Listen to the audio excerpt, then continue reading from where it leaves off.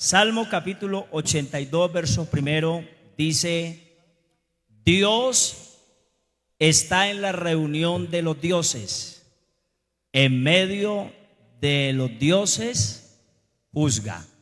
Amén, lo podemos leer todos a una vez, a una voz. Dios está en la reunión de los dioses, en medio de los dioses juzga. Así que uno de los fundamentos que deben estar muy definidos dentro del pueblo cristiano es precisamente su fe. ¿En qué creemos? Y a esa pregunta, ¿por qué creemos en lo que creemos? Es decir, usted tiene que tener razones claras por lo cual cree en lo que ha creído. Porque en ocasiones hay gente que de una manera muy dinámica y religiosa hace parte de los grupos, pero sus convicciones no están claras. Su fe no está direccionada en el fundamento que verdaderamente tiene que constituir la vida cristiana. Y entonces suele pasar como el dicho popular: ¿para dónde va la gente? Para dónde va Vicente. La gente no tiene objetividad de su fe, de su confianza en Dios. Y es allí donde nosotros necesitamos entender, o en el mejor de los casos recordar, que con nosotros no tenemos a un Dios más. Tenemos al único y sabio Dios, al Todopoderoso, al Señor de los señores, al Rey de la gloria.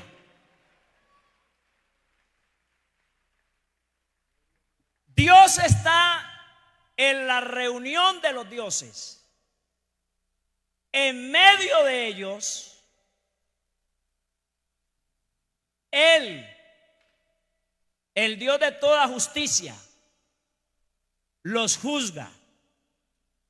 La versión moderna dice: Dios preside la corte de los cielos, pronuncia juicio y en medio de los seres celestiales.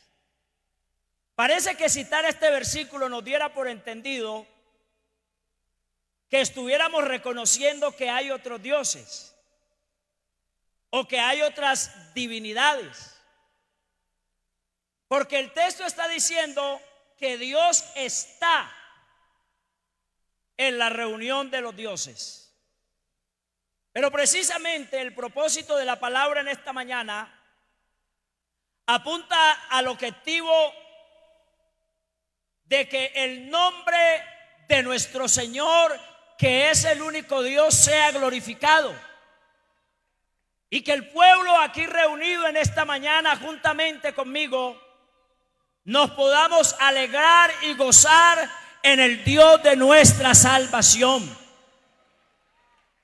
Es muy posible, mis queridos hermanos, que alguien en esta mañana, ajeno a nosotros, nos pudiera señalar como personas carentes de algunos recursos humanos, como personas carentes de cosas que realmente no tenemos. Y tendríamos que reconocer que es posible que eso pase entre nosotros. Es posible que haya aquí conmigo hermanos que no tengan una vivienda propia. Es posible que hayan hermanos aquí conmigo en esta mañana que todavía no tengan un trabajo definido. Es posible que en esta mañana hayan aquí conmigo hermanos que estén atravesando alguna condición de salud difícil. Y tendríamos que reconocer eso, porque hace parte también de nuestras realidades. Pero con todas esas carencias, si de algo puede presumir esta gloriosa iglesia, es del extraordinario Dios que tenemos, de aquel a quien adoramos. Y si lo tenemos a Él, lo tenemos absolutamente todo, porque el apóstol Pablo dijo: en Cristo estamos completos. Alabanzas al nombre del Señor. Aleluya. El Salmo 82:1. Dios está en la congregación de los poderosos. Entre los dioses juzga. Se interpreta como Dios está presente. Se interpreta como Dios juzgando a los líderes del mundo. Porque son precisamente las personas con esa figura y con esa autoridad delegada que siendo hombres se han hecho dioses. Y desde su posición han llegado a creer que tienen la misma autonomía que el Dios del universo. Ustedes recordarán la historia recitada por Jesús donde habla de la parábola de la viuda y el juez injusto. Esta viuda con su necesidad venía para que su causa fuera atendida, pero este juez, desde la postura de autoridad que lo había sublimado, que lo había llevado a pensar y a creer que era la autoridad soberana, ni siquiera quería prestarle atención. Le menospreciaba. Hasta que, cansado él de escuchar la misma petición, dijo: voy a hacer justicia a esta mujer, no sea que colmando mi paciencia. O sea, él no hizo la justicia porque era bueno, porque era practicante de la justicia. Hizo justicia para que su paciencia no se irritara y atendió la causa. Y así actúan los poderosos de la tierra, creyéndose dioses, creyendo tener el control sobre todas las cosas, considerándose personas que están por encima del bien y del mal, considerándose personas que son inmunes a las leyes porque ellos mismos las crean. De allí la épica frase que algunas de aquellas personas con autoridad, cuando han sido requeridos, han dado respuesta diciendo: usted no sabe quién soy yo. Porque parece que todo el mundo está equivocado y menos ellos por su posición. Pero eso vosotros sois dioses no quiere decir que Dios no reconozca la autoridad del que la tiene. Porque es más, la Biblia dice que los que poseen autoridad, esa autoridad ha sido delegada de parte de Dios. Pero lo que no se le puede olvidar al que tiene la autoridad y que en ocasiones se hace Dios, es que por encima de uno grande hay otro más grande, el cual está por encima de todas las cosas. Y a ese es el que nosotros hemos venido a adorar en esta mañana en la dimensión de su Santo Espíritu. Por eso la iglesia no puede perder el norte. Por eso la iglesia no puede perder su convicción. Porque de los privilegios más grandes que poseemos es haber tenido la dicha, la bendición, el honor de saber quién es el Dios verdadero. Mire, mi hermano, Jesús oró y dijo: te alabo, Señor del cielo y de la tierra, porque escondiste estas cosas de los sabios y de los entendidos y nos las revelaste a nosotros. Y no atribuye virtud en nosotros. Dice: sí, Padre, porque así te plació. Y nadie conoce al Padre sino el Hijo, y nadie conoce al Hijo sino el Padre, y esto es a quien el Padre se lo quiera revelar. Y Él quiso revelar su nombre a la vida de cada uno de nosotros. Por eso estamos aquí en esta mañana.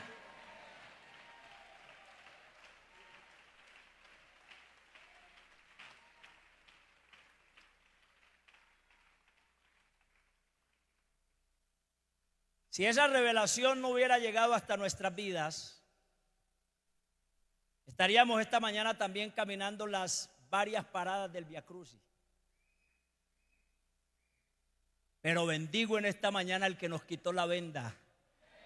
Bendigo en esta mañana al quien nos iluminó. Bendigo en esta mañana al que nos hizo aptos. Bendigo en esta mañana al que nos ha escondido bajo la sombra de sus alas. Aleluya. Y estando allí en Él, debemos estar claros. Usted debe saber muy bien en quién ha creído. Sabe que los discípulos se encontraron por allá con un grupo de hermanos, y cuando fueron a generar la empatía doctrinal con ellos, les preguntaron por el bautismo del Espíritu Santo, y ellos dijeron: ni siquiera sabemos si hay Espíritu Santo. Pero ya estaban predicando. Dijo Jesús a los judíos que habían creído en Él, ya habían creído en Él, pero tiene que reevangelizarlos diciendo: ustedes conocerán la verdad y la verdad os hará libres. Así que esto de convicción cristiana, de pertenecer a la iglesia del Señor, los estándares de medición aquí van más allá de una falda y de un vestido largo, de una corbata. Van más allá de un rótulo que se llama iglesia pentecostal. Los estándares de convicción aquí es saber quién es Jesucristo, adorarlo, reconocerlo, servirle y honrarle como Él se lo merece. Ese es el Señor de esta iglesia.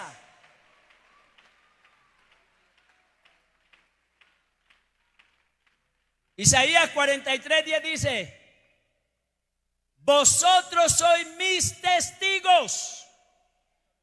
Y un testigo es alguien que puede dar fe de algo. Vosotros sois mis testigos, dice Jehová. ¿Cuándo? Y mis siervos. O sea que aquí no hay señores, un solo Señor, y los demás somos sus siervos, somos sus súbditos, somos sus servidores. Alabanzas al nombre del Señor.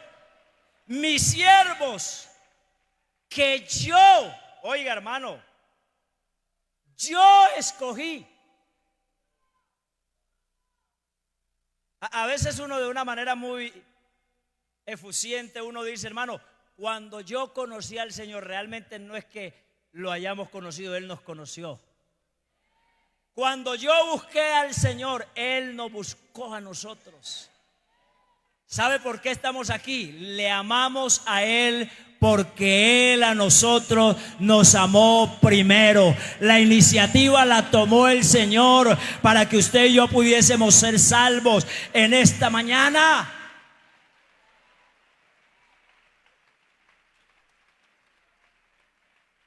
Ahora, el tema de escoger, yo os escogí, es un tema de mucho cuidado, de selección. ¿Quién de nosotros, cuando va al mercado con el dinero que nos pertenece o que Dios nos ha dado, busca las papas y los tomates podridos en la canasta para pagar por ellos y llevárselos a casa? ¿Quién comete esa locura? Pero el Dios eterno, el Dios del cielo, de lo vil, de lo menospreciado del mundo, de lo que no era, de lo que no servía, lo escogió, hermanos. Desnudó su santo brazo, metió su mano en el lodo cenagoso Y ese hombre y esa mujer, por lo que nadie pagaba un centavo, el Señor no solamente pagó un centavo, sino que derramó hasta la última gota de sangre para redimirnos, para comprarnos. Y eso es lo que en esta mañana celebramos, la obra de Cristo.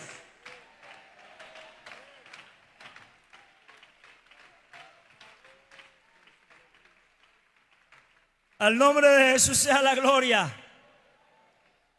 Los escogí para que me conozcáis. Aquí el objetivo es conocer a Dios. Si usted conoce a Dios, está ganado. Para que me conozcáis. Porque hay gente que camina en medio del pueblo pero no lo conoce. Felipe le dijo: Señor, muéstranos. Y cansado de ver milagros. Y el Señor tuvo que matricularlo en la doctrina y le dice: venga, Felipe. Se lo voy a decir para que salga claro de esta jornada evangelística, Felipe. El que me ha visto a mí, ha visto al Padre, porque yo soy en el Padre y el Padre es en mí. Y las obras que yo hago no las hago, es porque el Padre.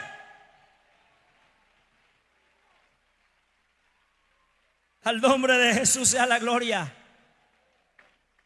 Para que me conozcáis y para que creáis.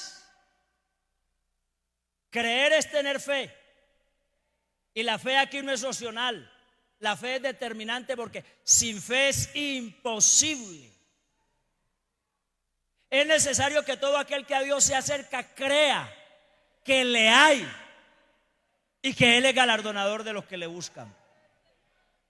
Cuando usted viene a este altar para recibir una acción, lo que pueda pasar en su vida no depende del que va a adorar. Depende de la capacidad que usted tenga para creer. Porque al que puede creer, todo le es posible. Para que creáis y para que entendáis que yo mismo soy. Antes de mí no fue formado Dios, ni lo será. Ni lo será después de mí. El concilio de los dioses. El concilio es una reunión o una asamblea de autoridades religiosas efectuadas en la iglesia tradicional y normalmente también en las iglesias ortodoxas y en algunas iglesias protestantes evangélicas. Y el objetivo de un concilio tiene que ver con la deliberación sobre las materias doctrinales que rigen o que constituyen a esa organización. Hay una clasificación de diversos tipos de concilios. Están los concilios ecuménicos, que congregan a varias creencias. Están los concilios generales, los concilios patriarcales, los concilios provinciales, los concilios atípicos y también los concilios diocesanos. Nosotros tenemos en la retina de la historia como uno de los concilios más protuberantes que ha habido el concilio de Nicea, que fue una asamblea convocada por el emperador Constantino en el año 325. Y ese concilio tenía como finalidad establecer el núcleo del credo cristiano. Y como se convergían diversos pensamientos, diversas formas de creer, entonces tuvieron que convocarse para ponerse de acuerdo. ¿Sabe usted por qué estamos aquí esta mañana reunidos? Porque nos hemos puesto de acuerdo para creer un Señor, una fe, un bautismo, un Dios y Padre, el cual es sobre todos y por todo, y su nombre es Jesús de Nazaret.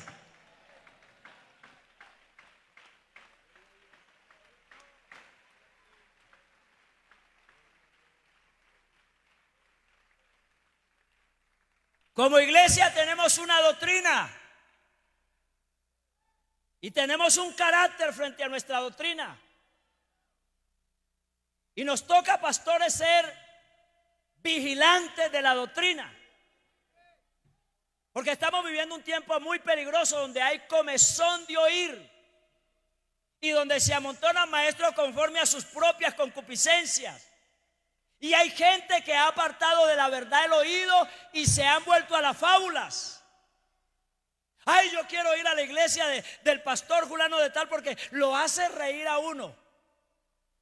Y he hecho unos cuentecitos. Hermanos, no somos comediantes, somos predicadores de una verdad bíblica que no se negocia.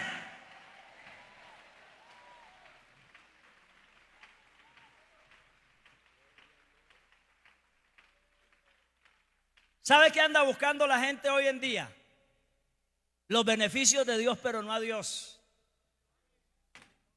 Oiga, y allá como que le hablan a uno el número del chontico al oído, ¿no? Y como la gente tiene escasez económica, entonces no hay necesidad de salvación, sino de que Dios supla una necesidad económica. Y esa es una forma de torcer la verdadera visión y el propósito de la salvación. Porque ¿de qué le sirve al hombre si granjeare todo el mundo, pero perdiera su alma? Así que no se preocupe si usted en esta mañana está enfermo, pero es salvo. No tiene trabajo, pero es salvo. No tiene una casa propia, pero es salvo. Aquí tenemos lo más grande que cualquier ser humano puede recibir de parte de Dios, y es la salvación de su alma. Gócesen, alégresen, porque sus nombres estén inscritos en el libro de la vida. Alabanzas al nombre del Señor. Y hermanos, llega momentos en que sí, de alguna manera, de pronto no como tan formal, pero tenemos que hacer concilio, tenemos que revisar que las cosas estén funcionando bien, y hay que poner las cosas en orden y en cintura. El Señor le delineó a Josué y le dijo: mira, Josué, ni a derecha ni a izquierda, esta iglesia tiene un lineamiento. Esta iglesia va para arriba, porque el camino de los entendidos es hacia arriba, para apartarlos del infierno abajo, y no podemos perder el lineamiento.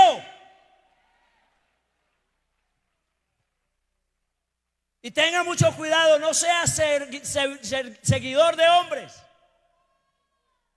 porque no se le haga raro que de entre nosotros se pueda levantar alguien mañana diciendo que no es como hemos dicho. Esté claro en la doctrina, en lo que cree. La Biblia advierte de estas cosas y dice que aun si un ángel del cielo viniera y nos predicara un evangelio diferente, sea anatema, no lo crea. Aquí solo hay un Señor, aquí solo hay un Dios, aquí solo hay un Salvador, y se llama Jesucristo.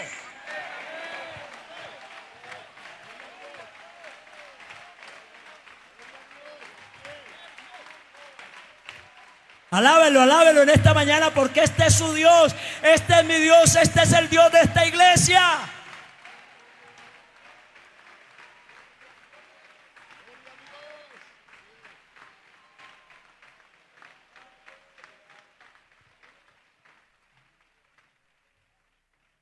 No nos podemos acomodar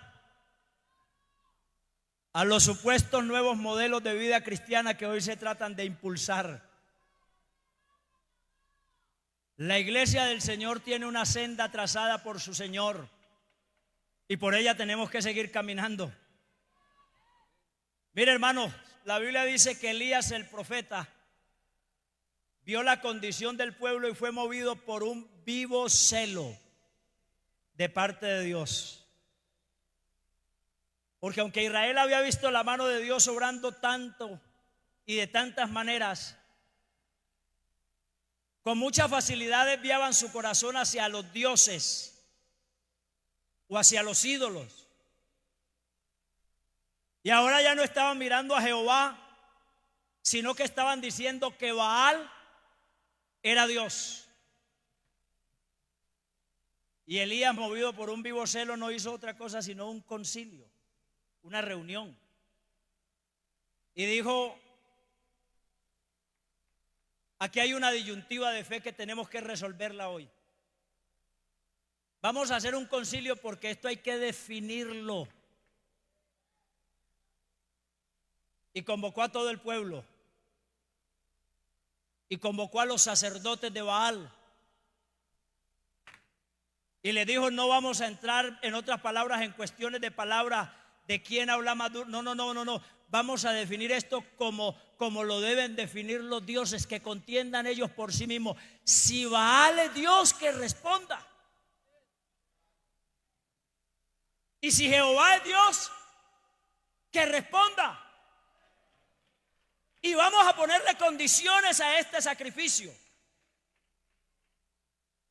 Vamos cada uno a preparar nuestro altar y vamos a ofrecer sacrificio al nombre de nuestro Dios.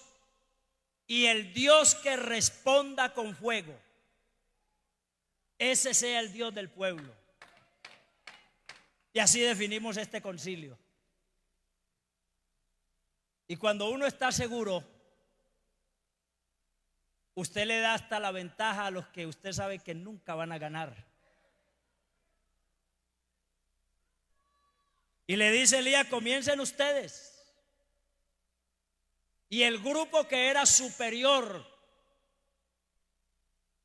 con la anuencia que el pueblo le estaba dando a esos líderes paganos, Elías le dijo: comiencen ustedes. Y oiga, desde la mañana, dice la Biblia, que desde la mañana hasta el mediodía empezaron a gritar y a invocarlo, y con lancetas a saetear sus carnes, diciendo: Baal, Baal, respóndenos. Y ellos acalorados en su culto. Pero Elías, confiado, es más, bromeaba con ellos diciéndole: clamen más duro, porque de pronto duerme o va de camino. Hermanos, si desde la mañana hasta el mediodía y Baal no respondió, porque Baal no es Dios.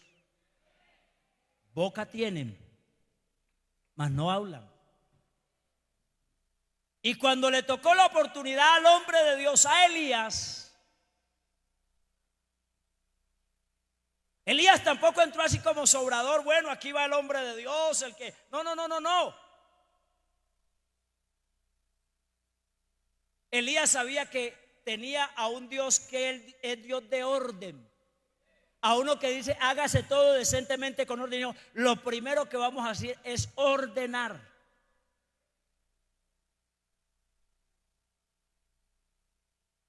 Y ordenó el altar de Jehová, que estaba arruinado. Hermano, el altar al cual se le presenta el culto al Dios vivo no puede estar arruinado. Tiene que ser un altar que continuamente esté ardiendo la presencia del Señor, donde se esté moviendo la mano del Dios Todopoderoso, porque es el altar de Dios.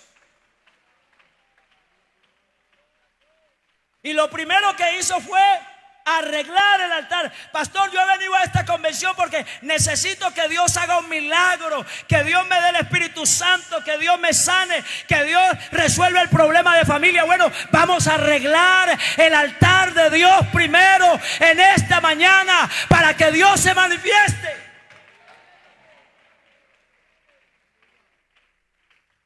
Y cuando hubo arreglado el altar, cavó una zanja alrededor de ella, la llenó de agua, mojó la leña, mojó el animal que se iba a ofrecer en el holocausto. Y yo me imagino la perspectiva mental de los profetas de Baal diciendo: oigan a este viejito loco. Si ese altar no lo prendió Baal con la leña seca, menos Jehová con la leña mojada. Pero así son los desafíos que le gustan a mi Dios. Porque lo que es imposible para los hombres, para nuestro Dios, todo, absolutamente todo.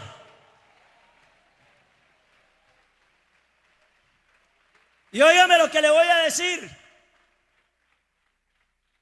En ese sacrificio,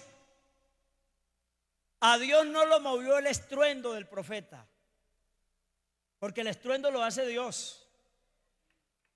El profeta tampoco se puso a comprometerse él con Dios. Él echó más bien mano de las promesas de Dios, que sí son fieles y que sí son verdaderas.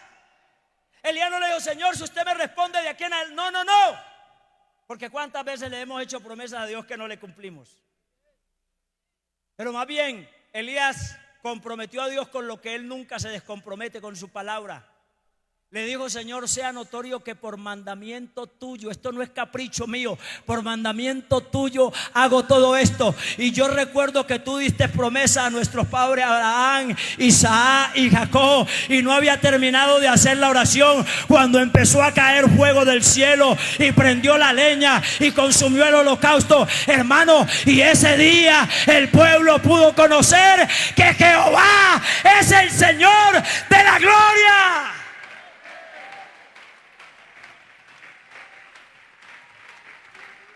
Adóralo en esta mañana, adóralo en esta mañana.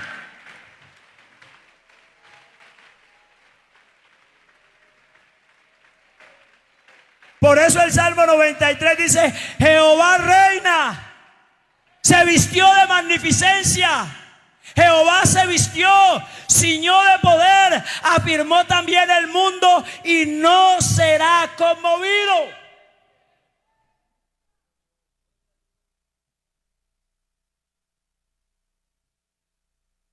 Uno lee las palabras del Salmo 86, 8 y uno dice: qué orgullo del Dios que tenemos, qué bendición del Dios que tenemos.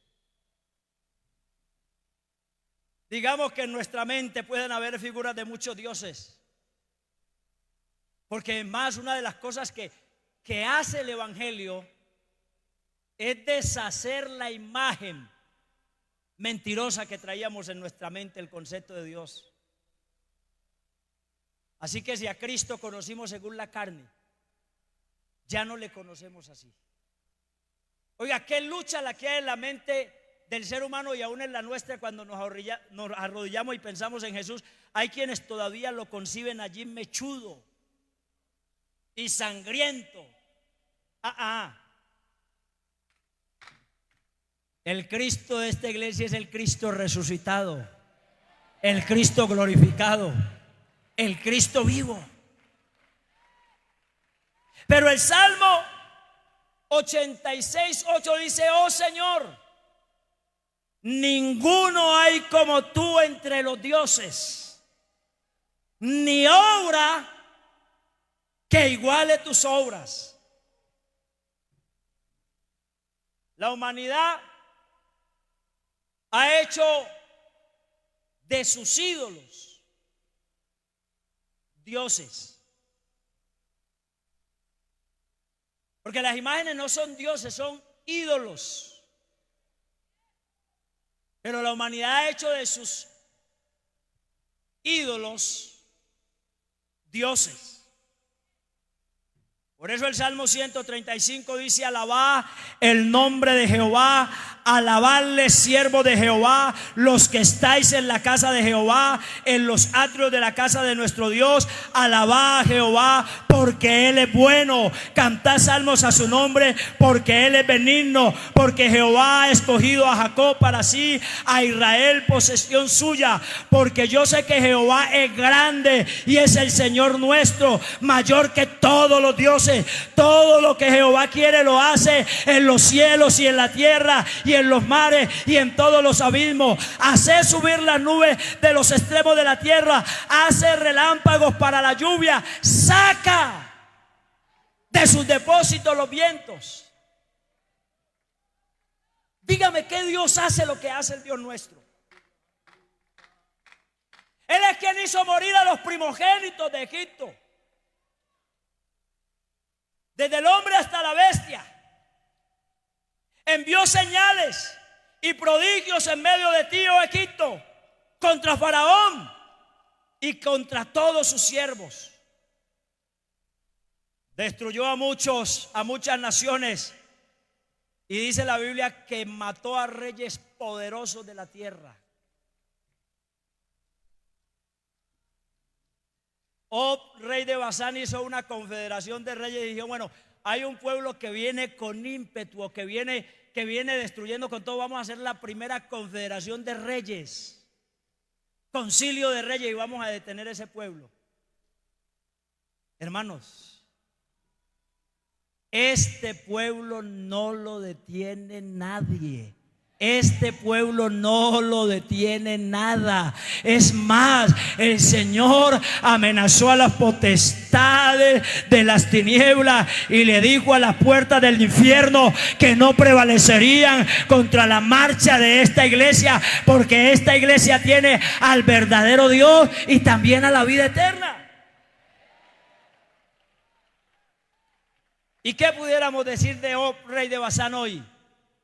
Que hace parte de la historia de los reyes derrotados por la mano del Dios Todopoderoso, porque no hay Dios como nuestro Dios, ni hay tampoco quien iguale sus obras.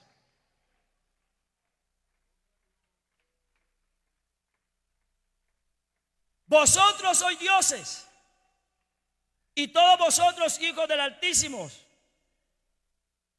Era Dios diciéndole a los jueces de Israel: no se olviden que ustedes tienen una autoridad delegada y que los juicios de ustedes son injustos. No se olviden que solamente hay un Dios que es verdadero. No se olviden que Él está por encima de todas las cosas y de todos los dioses creados por la mentalidad humana. Hermano, uno se queda aterrado con la capacidad que tiene la mentalidad humana para crear para sí divinidades. Una de las cosas que aterró a Pablo en sus días de ministerio público fue cuando llegó a Atenas, al lugar donde estaba el conocimiento, donde estaba la sapiencia. Y dice la Biblia que mirando Pablo los altares de ellos, vio una inscripción que le llamó la atención: al Dios no conocido. Y Pablo le dijo: a quienes ustedes adoran sin conocer, es a quien yo he venido a predicarle. Porque la gente adora hasta el que no conoce, pero nosotros adoramos lo que sabemos. La hora viene y ahora es donde los verdaderos adoradores adorarán al Padre en espíritu y también en verdad. Por eso hay que replantear modelos de culto, no desde la dirección solamente, sino desde la convicción suya en su culto. Usted no tiene que esperar que alguien le pida aplauso ni que alguien le pida adoración. Tiene que haber en usted una motivación, una pasión, algo que lo mueva, alguien que le recuerde que usted ha venido a adorar al Dios verdadero y que Él es digno de ser glorificado.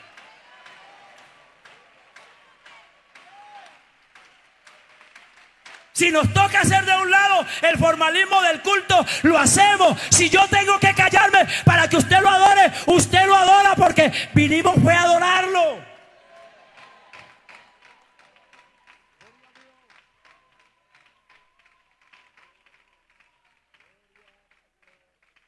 Ay, hermano, yo quise darme como una pasadita en la mentalidad en la cual volamos también los predicadores, y yo quise como imaginarme cuáles fueron los dioses que estuvieron presentes en ese concilio.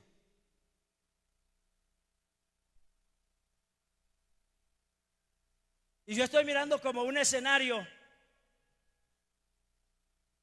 donde está Zeus, el Dios del cielo y rey del Olimpo, considerado el padre de los mortales y de las deidades.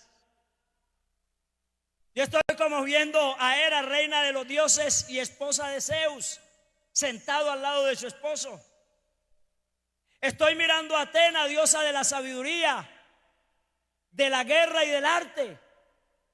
Estoy mirando a Hefesto, dios del fuego, a Hermes, dios mensajero, a Afrodita, diosa del amor, a Ares, dios de la guerra. Estoy mirando a Demeter, dios de la cosecha.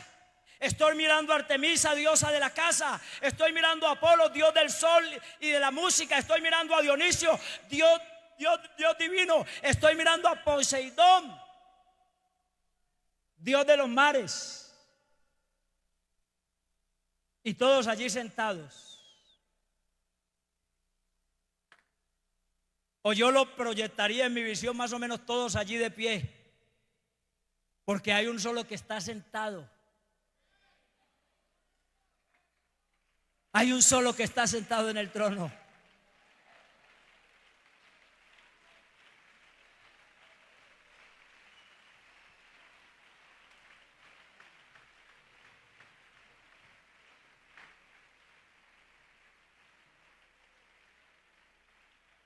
Yo me imagino a Poseidón diciendo: pido la palabra porque yo soy el Dios del mar o de los mares. Y me imagino al Dios nuestro diciéndole: usted se calla porque yo creé los mares. Usted se calla porque yo dividí las aguas de los mares. Yo me imagino allá al otro diciendo: oiga, pido la palabra porque yo soy el Dios del sol. Y Dios diciéndole: usted también se me calla porque cuando el sol me vio en la cruz del Calvario se escondió, reconociendo que yo soy la autoridad del universo y que la fuente de luz que Él posee proviene de mí. Yo me imagino a Dios definiéndoles.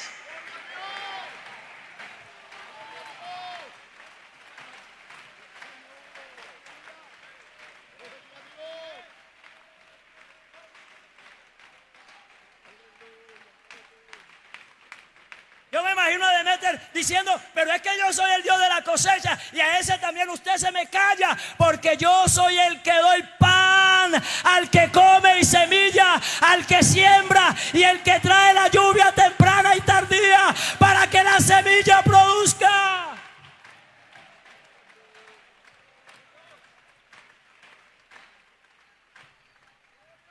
Y quiero terminar diciéndole lo que usted ya sabe. En el concilio de los dioses se tuvo que reconocer quién es el verdadero Dios. Los filisteos tuvieron dizque la brillante idea: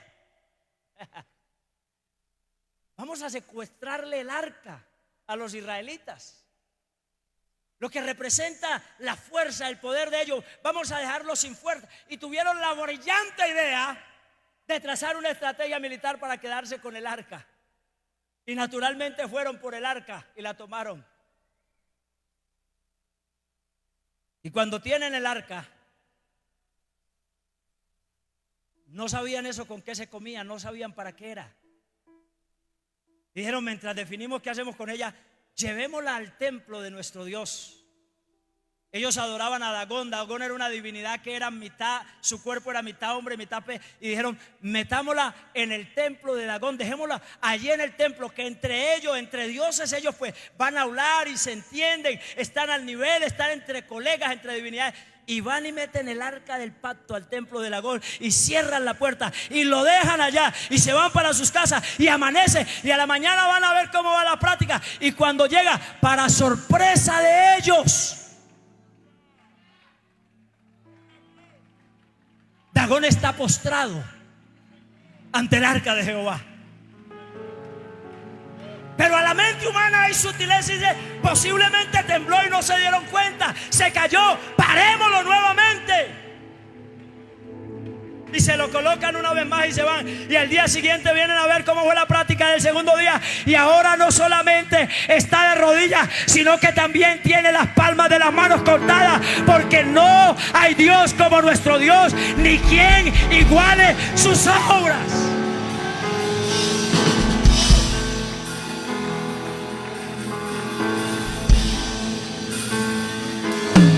Iglesia, esta mañana no estamos aquí haciendo turismo religioso, estamos aquí adorando al Dios de la gloria, al único y sabio Dios.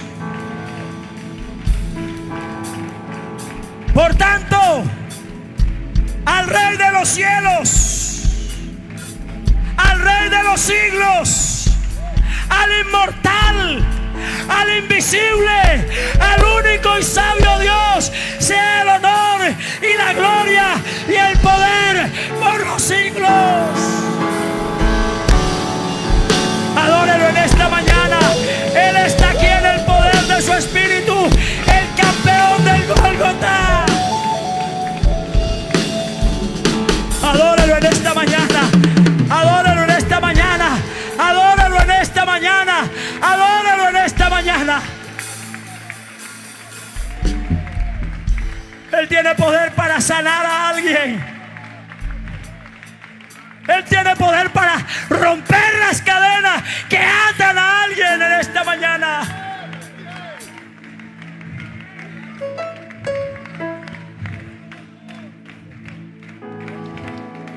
El león, el linaje, ha vencido.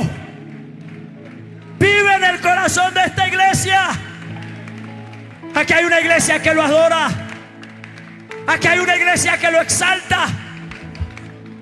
Esa es la iglesia que Él ganó con su sangre. Vamos a adorarlo en esta mañana. Levante sus manos, bendiga.